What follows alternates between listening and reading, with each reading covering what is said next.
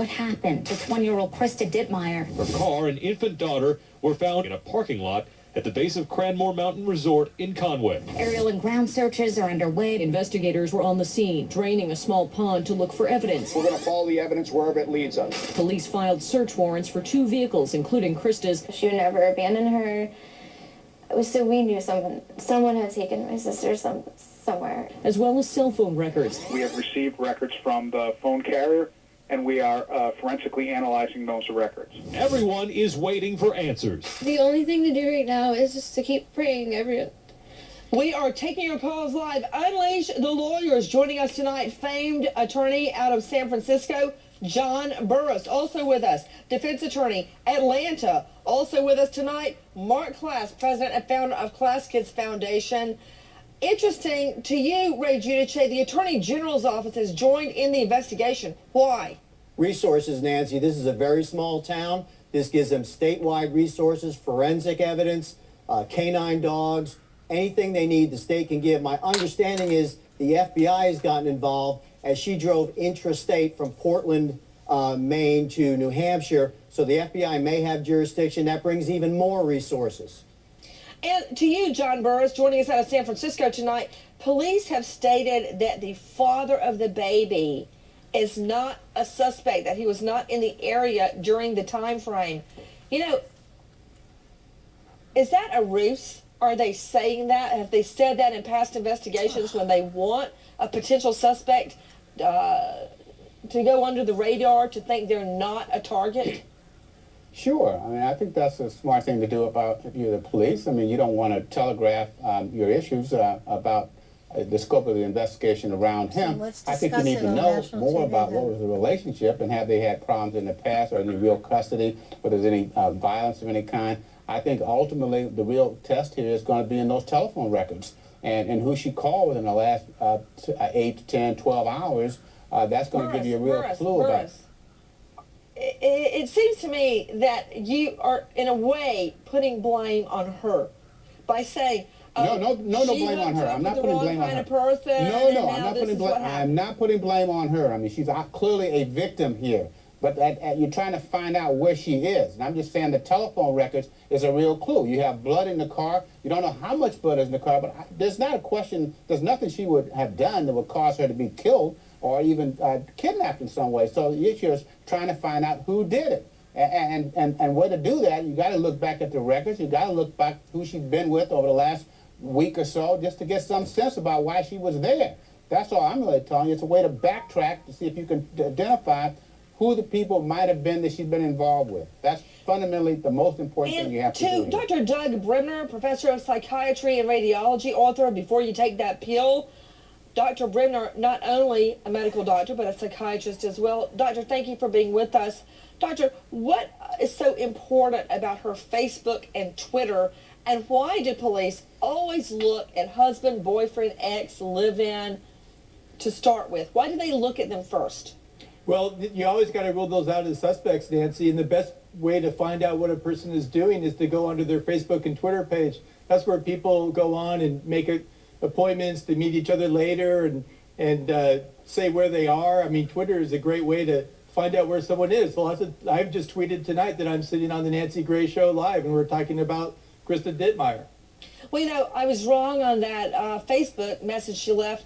That was from a couple of months ago. I didn't see the date down there at the bottom. It wasn't this Friday, so that's not going to help us at all. To Dr. Howard Oliver, former deputy medical examiner, forensic pathologist, joining us tonight out of L.A. Just take a look. I believe it was either Phyllis or Patty that called in tonight. If she had had a fender bender and bumped her nose, very often, even with a slight bump to the nose, you have profuse bleeding, do you not? Yes, that's true, and the pattern would be in droplets or pools rather than, say, splatter if she had been struck. Now, why is it that a nosebleed is so profuse?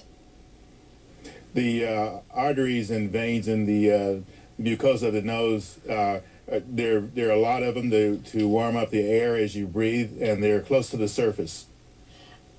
I want to go now out to Pat Brown, criminal profiler, author of The Profiler, joining us out of our nation's capital. Pat, what do you make of it?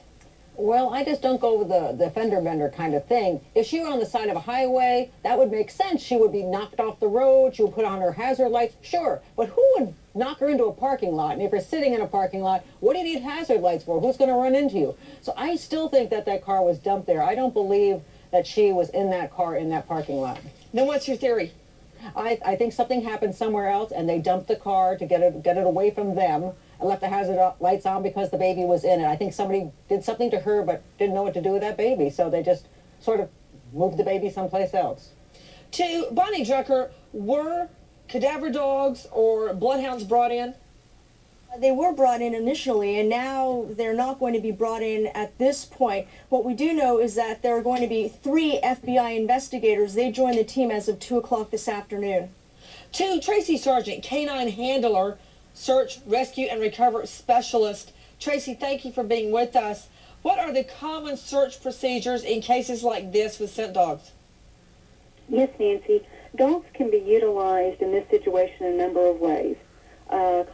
Commonly used as bloodhounds, but other breeds can be used to follow the track of the missing person. In this case, if Krista did in fact bump her nose and become disoriented and wandered away from the vehicle, dogs can be used to track her and hopefully find her in the area. Another way that they can be used is area search dogs. Let's say because of time and weather and other conditions, the track cannot be found by the dogs. Area search dogs can be brought in and search an area.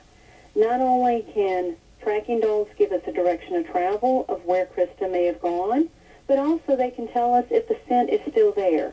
So in this case, if she was picked up in another vehicle, the dogs can tell us, I have scent here, and I don't have scent any longer. So that's just as important, not only knowing where the subject or the missing person is, but also if they're still in the area or have left the area. Or, even more importantly, I guess, Joe Gomez, if there was no scent at all around the car, which would tell us, more likely than not, that she didn't drive the car to that area. If the dogs just hit on the car and then stopped right there. For those of you just joining us, Gomez, give us a recap. That's right. Well, it happened over the weekend. You know, this beautiful single mother, 20-year-old Krista Dittmeyer, disappeared from her car in a ski resort parking lot. Police arrived at her car. They thought it was abandoned, but they peered inside, Nancy, and they discovered a beautiful 14-month-old baby girl all alone. And now we're trying to find Krista. Everyone, there was a $3,000 reward for information. Take a look at Krista Dittmeyer in this photo. There you see her. She's 5'2", only 117 pounds, blonde brown hair, beautiful brown eyes. She was last wearing blue jeans and a designer shirt with ruffles with a black sweater. Her 14-month-old daughter, Elia, now with relatives. Tip line 603-356-5715. Back to Tracy Sargent, canine specialist. You see in the shot with the Nissan that snow is all on the ground. How, if at all, does that affect the work of bloodhounds or cadaver dogs? Yes, Nancy, weather does play a factor, and the idea that scent is a living organism, that it is born, it has a life cycle, and it dies out.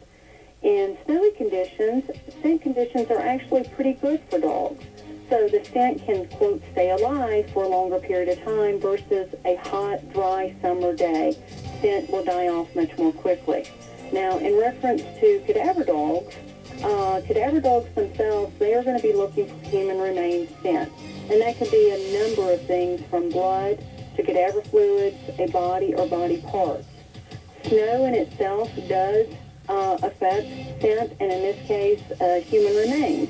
So the scent itself will be a little bit more difficult for the dogs to find. However, scent cannot be covered up by a dog's scent. So,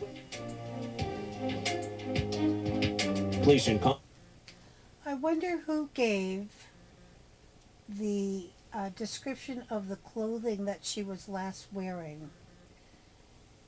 Now, she has a roommate, so the police said yesterday that they talked to the roommate. So, if anything, the roommate would at least have a timeline when she last, or he last, saw her in order to give the description of the clothing. Thoughts, anyone? criminal investigation. This is a serious crime in a small community. Dozens of tips flooding the phone lines here. Almost like it never happened, but it just doesn't feel real.